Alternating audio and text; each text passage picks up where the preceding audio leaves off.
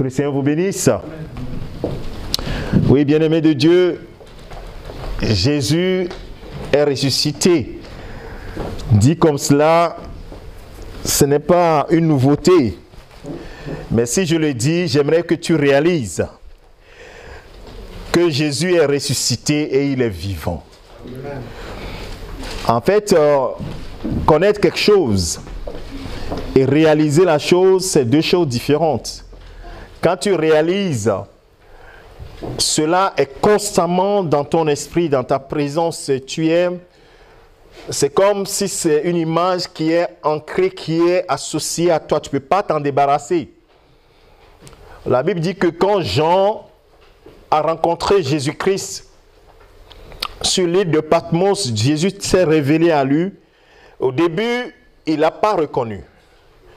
Il dit que il entendait sa voix comme le bruit des grandes eaux. Et il voyait quelqu'un dont les yeux étaient comme des flammes de feu. Et les pieds étaient tellement en feu qu'il s'est demandé, mais c'est qui ça? Les cheveux étaient blancs comme la neige. Et quand il voit cet être glorieux, la première chose, c'est qu'il est tombé comme mort. C'est comme nous aussi, quand nous rencontrons une situation à laquelle nous ne nous attendons pas, c'est-à-dire qu'un être bizarre, nous pouvons tomber. C'est-à-dire que c'est un choc. Et c'est naturel, c'est comme si le cœur s'arrêtait et puis la personne tombe, et tombe en syncope. Et c'est ce qui s'est passé en réalité. Et la Bible dit que Jésus a posé la main droite sur lui. Et lui a dit, ne crains point. J'étais mort. Vous m'avez vu mourir. Vous m'avez vu ressusciter. Mais je suis vivant à jamais. Et non seulement ça, je tiens les clés de la mort et du séjour des morts entre mes mains.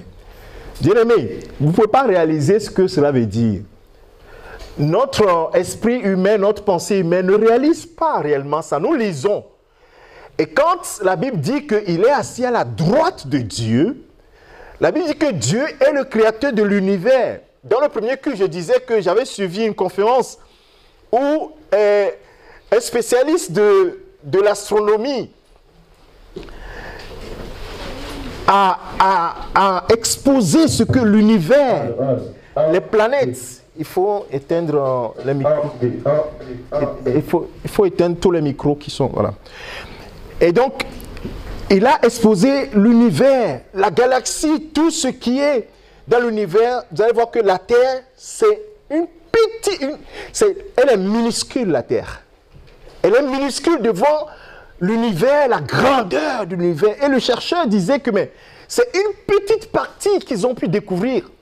Et dans cette petite partie, il y a plein de planètes qui dépassent largement des milliers de fois la Terre. La Terre à côté de la Lune, à côté du Soleil, c'est infime, c'est un petit truc. C'est extraordinaire. Et quand nous voyons cette puissance, la Bible dit que Dieu a créé le ciel, la terre et toutes choses, et que Christ est assis à la droite de Dieu, alors ça change tout. C'est pourquoi il dit, quand il partait, qu'est-ce qu'il a dit à ses disciples? Tout pouvoir m'a été donné. Est-ce que vous comprenez quand on dit tout? C'est comme on te donne un chèque en blanc, on te dit tu as la possibilité d'écrire tout. Finalement, les chiffres vont se bousculer dans ta tête, tu ne sauras pas quoi écrire. C'est-à-dire que infiniment grand, tu peux tout mettre. Il dit, tout pouvoir m'a été donné, non seulement dans le ciel, mais aussi sur la terre. Et celui-là, c'est notre Seigneur Jésus. Et dans le premier culte, j'avais dit qu'il fallait que nous nous confions en celui-là. Et dans le deuxième culte, j'aimerais te dire la même chose, mais d'une autre manière, en te disant, tu es cet arbre que Dieu a planté. Si tu es cet arbre que Dieu a planté, ça veut dire que tu as un rôle à jouer. Jésus dépasse notre pensée. La fidélité de Jésus dépasse ce que nous pouvons imaginer. C'est pour cela que la Bible nous invite simplement à nous confier en la parole de Dieu. La parole de Dieu, Dieu s'est révélé au travers des hommes en inspirant d'autres hommes pour que cela nous soit accessible. C'est pourquoi Dieu n'a pas, quand Dieu a dit à Moïse, prépare le peuple et vous monterez vers moi. La Bible dit que le 3e jour, quand le peuple s'est préparé, le mont Sinaï était en feu. Il y avait des trompettes, il y avait des éclats, des éclairs. Et le peuple a eu tellement la peur qu'ils ont dit à Moïse, toi va, il va te parler pour que toi tu redescends pour nous dire. Parce que ce Dieu est redoutable. Ce Dieu est redoutable. Donc Dieu ne pouvait pas se révéler à chacun d'entre nous comme cela. Nous allons mourir. Donc il va inspirer les hommes qui vont écrire avec le langage humain ce que nous avons comme la Bible. Mais c'est la parole de Dieu. Pour que cela nous soit accessible. Alléluia. Amen. Et c'est pour cela qu'il nous demande simplement de faire confiance à cela. Et quand, il va le dire dans Jérémie, chapitre 29, il dit, si vous me cherchez de tout votre cœur, je me révélerai à vous. Cela veut dire que la révélation qu'il a donnée ici, il a révélé aux hommes une infime partie de lui-même. Et quand il va parler à Moïse, il va lui dire, je me suis révélé à Abraham, à Jacob, à Isaac, à Jacob, comme étant le Dieu tout suffisant. Mais je ne me suis pas révélé à eux comme étant l'Éternel. C'est-à-dire le je suis. Dans le buisson ardent, Moïse demande à Dieu, mais quand je vais aller vers le peuple, je vais leur dire que qui m'envoie? Et il va leur dire que je suis t'envoie. J'existe par moi-même. Il dit à Moïse, à Abraham, à Jacob, à Isaac, à Jacob, je ne me suis pas révélé comme cela. Ils ne me connaissent pas comme étant le je suis. Mais toi, je me révèle à toi comme étant je suis. Donc, bien aimé, quand nous cherchons Dieu, il se révèle à nous. Et même lorsque vous voyez, on dit, Dieu est, il y avait Jiré, il y avait Rapha, il y avait Roï, il y avait ceci, cela, il y avait Zabat. C'est des révélations de Dieu. Ce n'est pas que Dieu, son nom c'est Pierre, Paul. Non, ce n'est pas ça. C'est les révélations de Dieu. Il se révèle comme étant le Dieu pourvoyeur. Jéhovah Jiré, ou bien Yahvé Jiré. Il se révèle comme étant le Dieu qui guérit. Yahvé Rapha. Il dit, c'est moi l'Éternel qui vous guérit. Donc ça, c'est une révélation qu'il donne. Qui vous guérit. Et il dit, je suis l'Éternel. On dit, Josué était là. Et puis subitement, il voit quelqu'un avec l'épée nue à la main. Et il dit, mais toi, tu es qui? Tu fais partie des nôtres ou bien de nos ennemis? Et il dit, je suis le chef de l'armée de l'Éternel. Et je viens maintenant. Il dit, ôte les chaussures de tes pieds, parce que la terre sur laquelle tu es, elle est saine. Et à lever, il s'est prosterné, il dit, que veux-tu que je fasse? Et c'est là que Josué va avoir la révélation que le mur de Jéricho, ce mur qui est renforcé, ce n'est pas avec, je ne sais pas, les quelques armes qu'ils ont qui vont détruire ce mur. Mais le chef de l'armée de l'Éternel, Dieu lui-même s'est mis devant. Et il leur dit, vous allez tourner autour du mur pendant 6 jours, chaque jour une fois, et le 7e jour, vous allez tourner 7 fois. Bien aimé, est-ce que Josué, dans son imaginaire, est-ce qu'il pouvait imaginer que le mur pourrait s'écrouler avec ça? Il ne pouvait pas imaginer. Parce que Dieu lui-même est dans la bataille. Donc il s'est révélé comme étant Yahvé Zabaoth, le Dieu des armées, le chef de guerre. Et à chaque instant, il se révèle à chacun d'entre nous. Alléluia. Et donc ce matin, j'aimerais te dire que tu dois lui faire confiance. Fais-lui confiance. Il n'a pas fini de se révéler. Il n'a pas fini. Il y a, quand je me suis converti, il y a une chose qui a toujours animé mon cœur, c'est Dieu est grand. Mon épouse est là, elle peut témoigner. À chaque fois que je voulais faire une adoration individuelle, je vais dire autre chose, et puis quand j'ouvre la bouche, c'est la grandeur de Dieu. Grand est l'Éternel, Grand est... Je ne peux pas dire autre chose. Quand j'ouvre la bouche, c'est ça qui sort de ma bouche. Parce qu'il se révèle à moi comme étant Dieu grand. Dieu puissant. C'est-à-dire que celui qui est capable de tout faire. Et donc, quand je chante comme ça, il y a quelque chose qui m'envahit. C'est comme si je suis infiniment petit à côté du grand Dieu, du Dieu immense. Et donc, tout ce qui est problème devant moi devient infiniment petit devant ce grand Dieu également. Alléluia. Bien aimé, vous devez à un moment donné réaliser qui il est pour vous. Pour lui faire réellement confiance.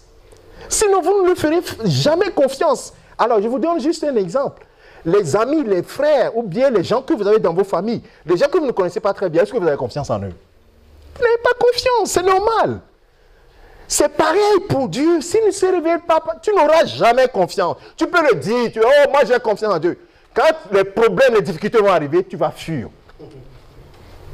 Tu ne vas pas lui faire confiance. Non pas parce que tu ne le veux pas, mais parce que ce qu'on... Vous voyez, quand David dit, je vous donne encore un exemple pour vous expliquer cela. David dit, l'Éternel est mon berger. Il ne le dit pas à la place de quelqu'un.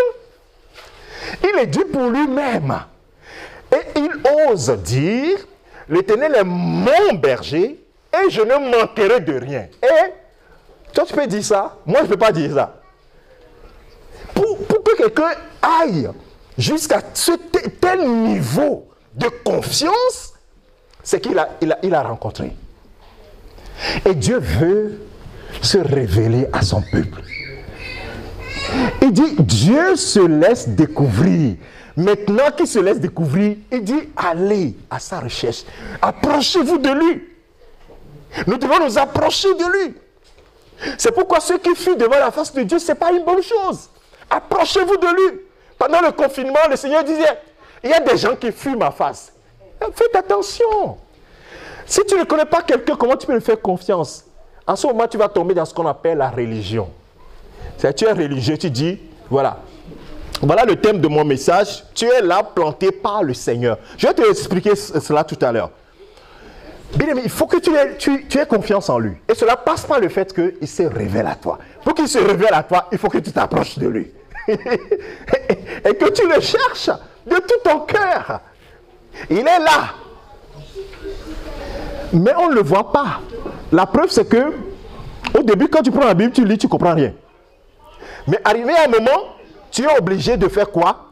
De pouvoir demander au Saint-Esprit de t'expliquer. Et c'est à ce moment seulement que tu comprends encore mieux ce qui se passe. Que le Seigneur nous aide. Tu es là planté par le Seigneur. Est-ce qu'on peut éteindre? Il y a quelque chose qui est en train de parler là.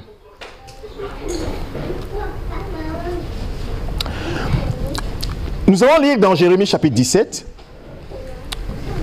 partie verset 7. Tu es là planté par le Seigneur. Ce matin, j'avais parlé d'avoir la confiance en Dieu.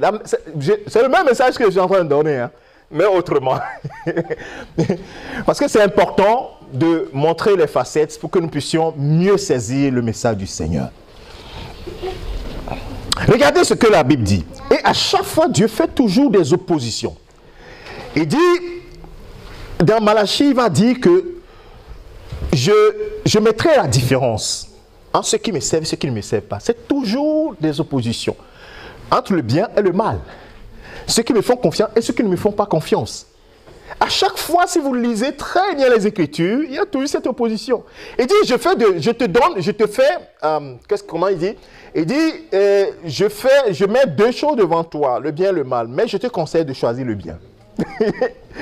C'est toujours comme ça, cette dualité, elle est là. Même les gens du monde le savent. Il dit que le bien et le mal se côtoient. Mais Dieu nous dit toujours de choisir le bien. Et là, dans cette partie, dans Jérémie chapitre 17, à partir du verset 5, cette dualité va se manifester également. Il va dire, premièrement, il va commencer toujours par ce qu'il ne veut pas. Il dit, ainsi parle l'Éternel. Maudit soit l'homme qui se confie dans l'homme, qui prend la chair pour appui et qui détourne son cœur de l'Éternel.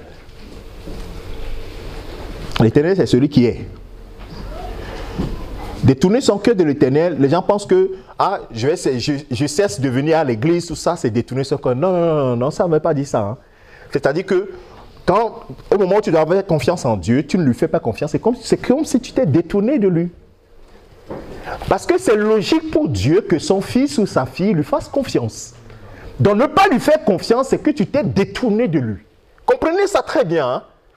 Et donc lorsque tu fais confiance à un homme plus qu'à Dieu, Dieu dit, tu es comme quelqu'un qui est maudit. Ce n'est pas Dieu qui te maudit, hein. En réalité, tu es misérable. Et c'est ce qu'il va dire dans la suite. Il va dire,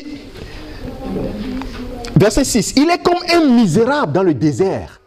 Il ne voit point arriver le bonheur. Dieu a mis le bonheur devant nous.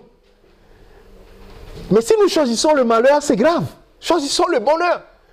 Il dit, il est comme un misérable qui ne voit point venir le bonheur, arriver le bonheur. Il habite les lieux brûlés du désert, une terre salée et sans habitants. Mais qui va choisir entre nous là?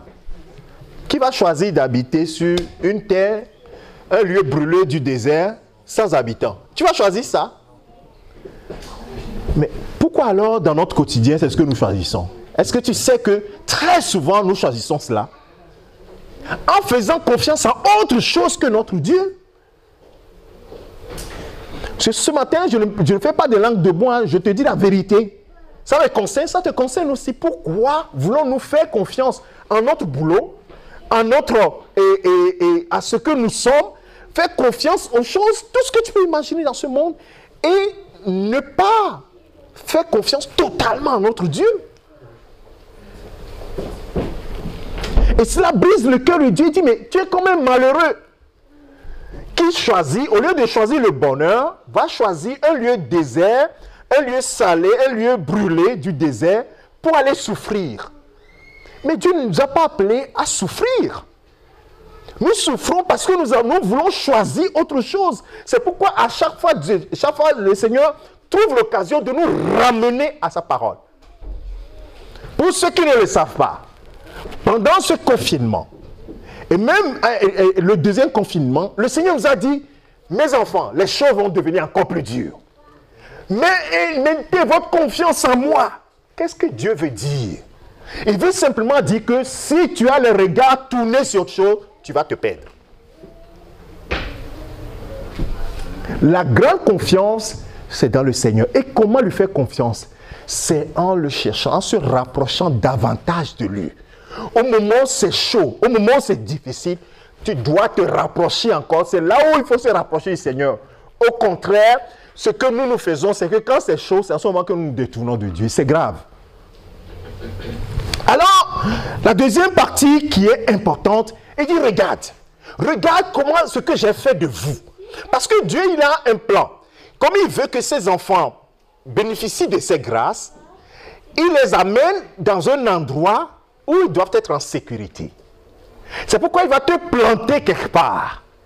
Mais si tu es planté là-bas et tu n'uses pas des privilèges qui sont dans la position que tu occupes, tu ne vas pas en bénéficier. Tu seras comme quelqu'un qui n'est pas là-bas. Est-ce que quelqu'un comprend ce que je veux dire? Alors, lisons ce que la parole de Dieu nous dit. Il nous dit, béni soit l'homme qui se confie dans l'Éternel. Dans le premier culte, j'ai dit, se confier dans l'Éternel. Béni soit celui qui se confie dans l'Éternel. Dit comme ceci, si Dieu bénit, qui peut maudire? Si Dieu bénit, qui peut maudire? Quand Dieu dit, tu es béni, toi qui te confies en moi, bien-aimé, qui est celui-là qui peut te maudire? Et la suite, il dit, béni soit l'homme qui se confie à l'Éternel et dont l'Éternel est l'espérance. L'espérance, une bonne espérance. Et le mercredi dernier, j'ai parlé de cela. L'espérance glorieuse que nous avons en Jésus-Christ. Celui qui a l'espérance, c'est celui qui espère que demain sera, dans le commun, en laissant la Bible, laissons les choses religieuses de côté, c'est celui qui espère que demain sera meilleur qu'aujourd'hui. Celui-là, il a de l'espérance. Celui qui n'a pas d'espérance, qu'est-ce qu'il dit? Il dit, demain sera pire qu'aujourd'hui, donc aujourd'hui, je préfère m'éliminer et puis j'en ai fini avec ma vie. Je ne peux plus vivre. Vous comprenez ce que je veux dire? La personne n'a plus d'espérance. Il dit que demain sera pire qu'aujourd'hui et je ne peux pas ma vie est foutue, c'est fini.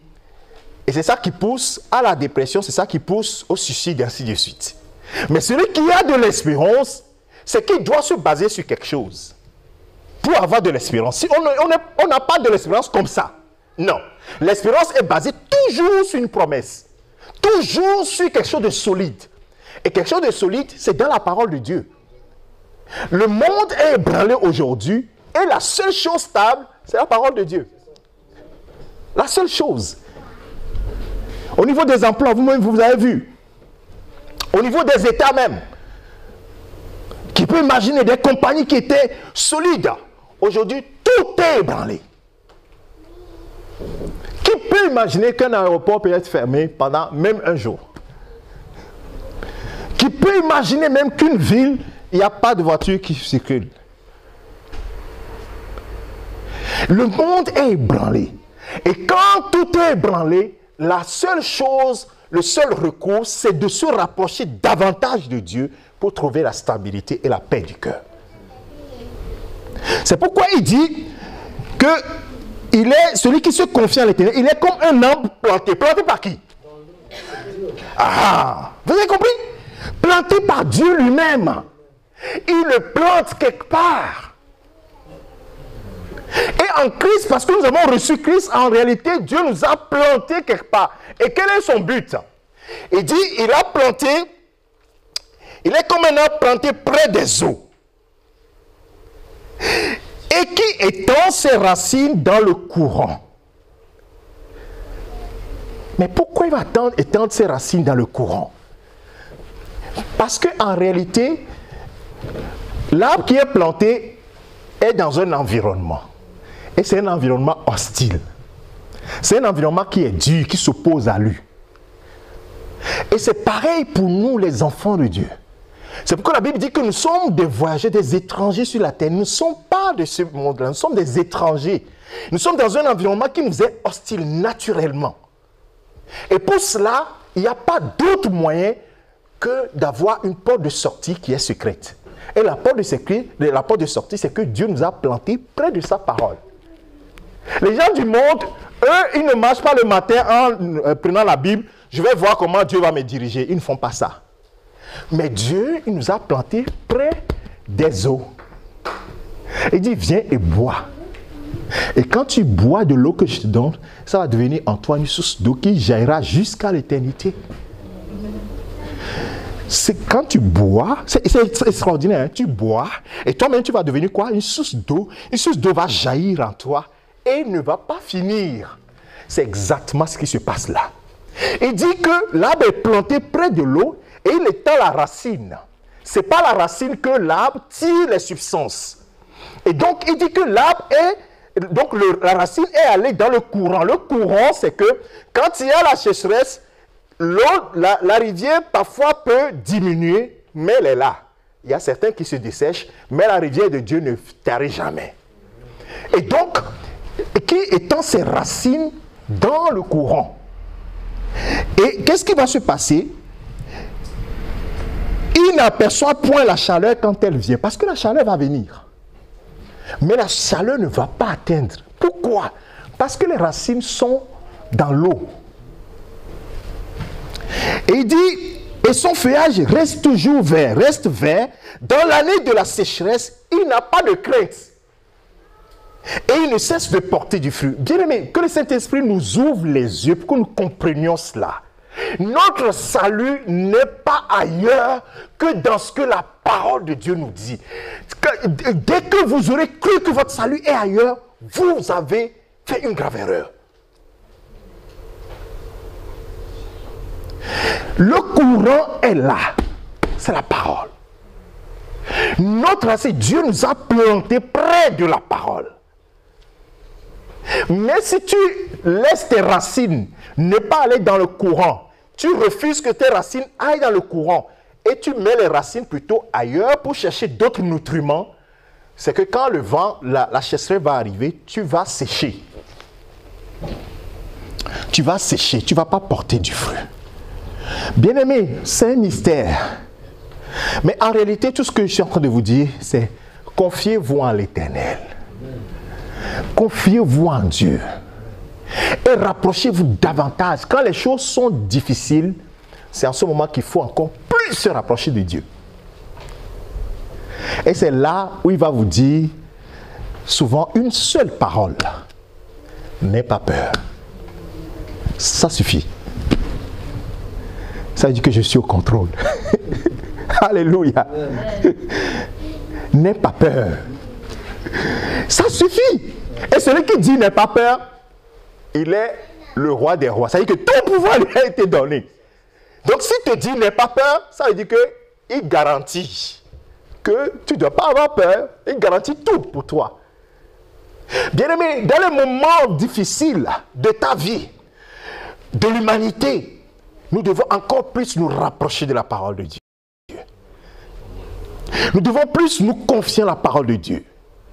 Nous qui n'avons pas l'habitude de lire la parole de Dieu, je vous invite, lisez la parole de Dieu. Cela fait quoi? La paix de Dieu va rentrer dans votre cœur. Et c'est ça qui fait que notre foi reste stable. Tout ce qui se passe, c'est-à-dire que la sécheresse et la chaleur, tout cela va détruire quoi? Va détruire la foi. C'est les épreuves que nous avons dans cette vie qui détruisent la foi. Le but, c'est que vous n'ayez pas la foi. C'est pourquoi Jésus dit, quand le Fils de l'homme reviendra, trouvera-t-il la foi sur la terre? Nous ne sommes pas épargnés, frères. Les gens du monde, ils n'ont pas la foi déjà en Dieu. Donc, cette parole-là n'est pas pour eux. C'est pour nous. Et l'apôtre Paul a dit que des gens ont fait naufrage par rapport à la foi. Pour ne pas faire naufrage par rapport à la foi, ça veut dire qu'il faut que la chaleur, tu t'immunises contre la chaleur. Tu te mettes dans la bulle pour que la chaleur ne t'atteigne pas. Et la bulle dans laquelle le Seigneur veut que nous nous enfermions, c'est la parole de Dieu. Bien-aimés de Dieu, que le Seigneur nous donne la force de le faire. Et ce matin, j'ai lu le psaume 146. Ceux que le deuxième culte allait lire ce psaume 146. Vous allez voir que Dieu parle de ces deux choses toujours. Maudit soit celui qui se confie en l'homme et béni soit celui qui se confie en l'Éternel. C'est la même chose, c'est la même structure dans le psaume 146 qu'on a lu. Si tu confies dans l'homme, parce que l'homme, il va partir. Mais Dieu, il est là éternellement. Donc lui, s'il te garantit, alors là, tu es en sécurité. Et donc, quand Dieu te dit, n'aie pas peur, frère, n'aie pas peur. Mais souvent, quand Dieu nous dit de ne pas avoir peur, dit, ah, Dieu, comment je ne vais pas avoir peur? C'est comme si tu négocies avec Dieu pour avoir un peu peur. Non!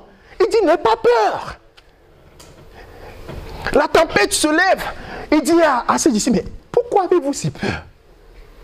Mais le maître de la vieille est dans la barque. Et vous avez peur. Homme de peu de foi. Et naturellement, ils devraient avoir peur, n'est-ce pas? Parce qu'il y avait la tempête. Ils étaient, la barque était tanguée comme ça, allait chavirer. C'est normal qu'ils aient... Humainement, c'est normal qu'ils aient peur. Mais le maître dit, n'ayez pas peur. Il dit à ses disciples, je finirai par là, vous aurez de la tribulation dans ce monde. Je vous préviens, la chaleur va arriver. Les tempêtes vont se lever. Mais gardez courage. Qu'est-ce qu'il dit? J'ai vaincu le monde. Quelle assurance. Vous comprenez pourquoi les disciples, quand on les attrape, on les met en prison, on les frappe. Mais ils ont gardé cette parole. Ils n'avaient pas peur. Ils étaient prêts à se laisser tuer eux-mêmes. On voulait, dans Hébreux chapitre 11, dire, on a même enlevé leurs biens. Et ils étaient prêts à donner même leur maison. Vous voulez prendre la maison? Prenez. Vous voulez prendre ceci? Oh, prenez. Ils n'avaient peur de rien. Parce qu'ils savent, ils ont réalisé qu'ils sont des étrangers sur cette terre.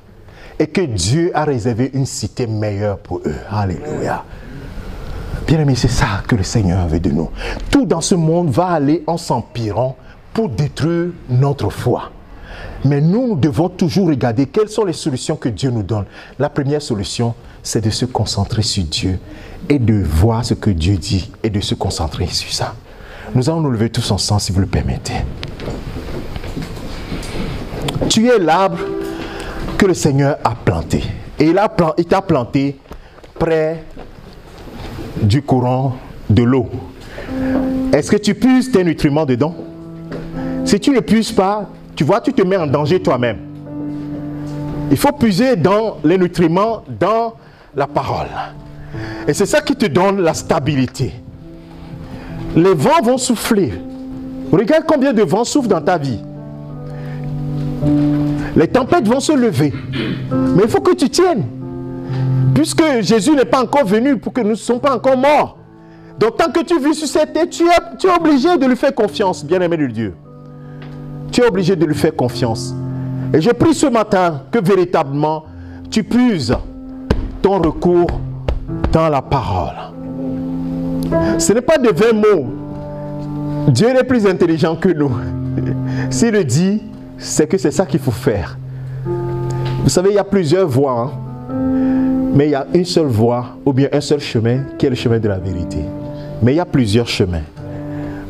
Comme il y a plusieurs solutions pour un problème.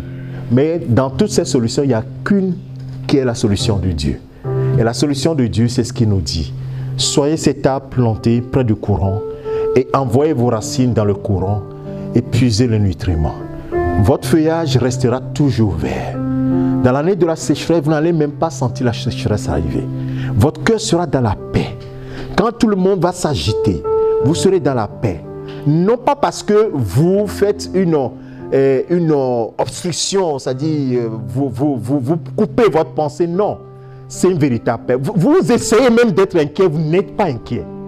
Parce que le prince de paix, il a pris corps en vous. L'apôtre Paul dit, afin que Christ soit formé en vous.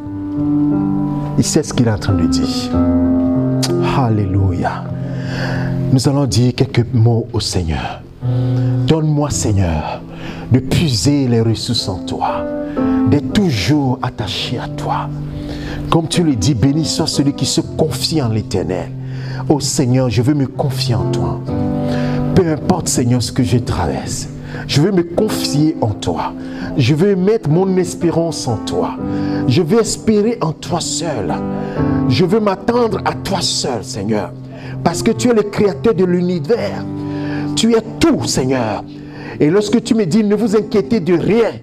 Oui, Seigneur, c'est la vérité. Tu as dit en toutes choses, faites connaître vos besoins à Dieu par des prières, des supplications et des actions de grâce.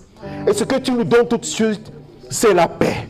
La paix qui surpasse toute intelligence et qui garde nos cœurs et nos pensées sur toi, Jésus. Je prie que cela soit le partage de mon frère, cela soit le partage de ma sœur. Merci, Père, de ce que tu nous fortifies, tu nous renouvelles, tu nous gardes à avoir les yeux toujours sur toi. Que toute la gloire te revienne au nom de Jésus-Christ. Alléluia. Oh, merci Jésus. Est-ce que quelqu'un reçoit cette paix ce matin? Toi qui es agité avant d'arriver dans ce lieu, est-ce qu'il y a une paix qui rentre en toi en ce moment? Le Seigneur est en train de toucher nos cœurs en ce moment en disant, mon fils, ma fille, sois dans la paix. Je te donne ma paix. Pas comme le monde la donne, la véritable paix. Reçois-la maintenant. Reçois cette paix maintenant. Mon frère, reçois cette paix. Ma soeur, reçois cette paix. Je te supplie. Reçois cette paix. Merci Seigneur. Merci Jésus. Merci Jésus.